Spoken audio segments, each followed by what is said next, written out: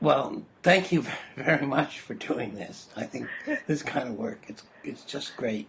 So, in terms of your media, I notice I think you're using oil paints mostly, but I'm not sure whether that's all of it. And the theme I think is pretty clear. But could you say about your tools and the way you go about it, the way you like to work? Oh, I'd be happy to talk about that. It is oil paint. I'm primarily an oil painter. I do a little bit of gouache and watercolor studies in the car in the winter, but my primary medium is oil paint. My car I call a paintmobile. I have had several paintmobiles over the years, and I put my French easel. I have a wonderful French easel, a savoir-faire, which is no longer manufactured. It's just the workhorse of French easels. It is so sturdy. It has reinforced legs. So anyway, Sure. I put my French easel in the car. I've got my bag of paints and all my stuff, and then I put a canvas or several pieces of paper gessoed with watercolor paper gessoed, and I can use that as a surface to do studies. And what I do is I drive around till I see something that speaks to me. And at first I just do some quick sketches with what I call a uniball pen. It's just a fluid ink pen in a little sketchbook. They're just thumbnail sketches. And if I see something that I think might work, I then go back to the same site with the gessoed watercolor paper I mentioned. And using masking tape, I mask out what I think will be the ultimate shape of the canvas. And then I'll do a quick color study. This is all done in oil still. Mm-hmm. And then that study will tell me what size canvas I want to do, because I do work a lot. Often I work rather large, sort of as big as can fit in the back of a station wagon. Now I have a small SUV. So the canvas has to be able to go back and forth on site for up to 3 months. I'll work on a large painting for up to 3 months. Mm-hmm. So these color studies tell me what size shape and what I'm going to include, because I don't want to spend 3 months on a painting and say, oh my God, that would have been a much better painting if I had added another 2 inches to one side or the other. Sure. So the color study helps me narrow down my vision.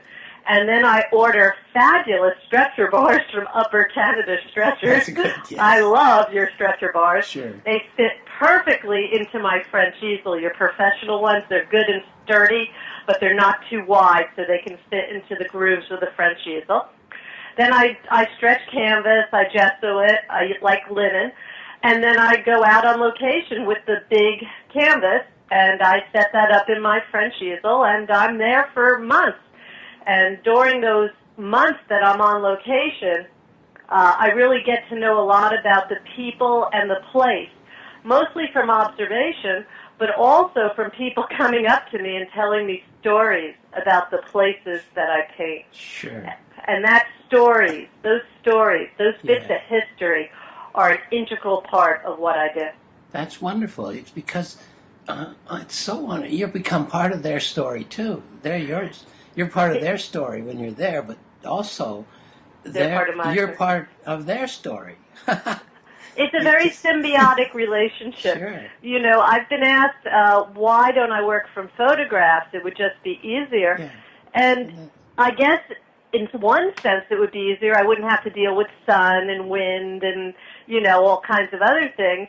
But it wouldn't be easier because I'd be missing the most important part of painting for me. And I have nothing against working from photographs, but for me, being on site, experiencing the place for myself, interacting with the environment and the people in that environment, and just being a witness to these amazing places that, as you said earlier, many people just overlook. Yes. Being witness to that and experiencing that for myself, I feel that adds a layer of richness to my work, a layer of meaning that would not be there if I just copied a photograph in the studio. Of course. You're not taking yourself out of the story. You're putting yourself in the middle of it like an actor on a stage. And that's why, that's why I understand your work as dramatic. It's because it is a stage play that you're taking part in. And what do they say? Life is a stage, right? Every day to day, there is drama and history and even comedy going on around us all the time, and we choose to overlook a lot of that. And I just want to experience that fully. I really love being outside on location and painting.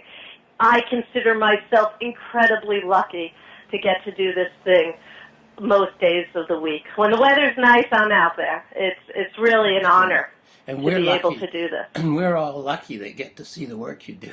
That's the way I see it. People do find it kind of curious that I'm standing out there for months at a time. It is an interesting experience for everyone. Sure.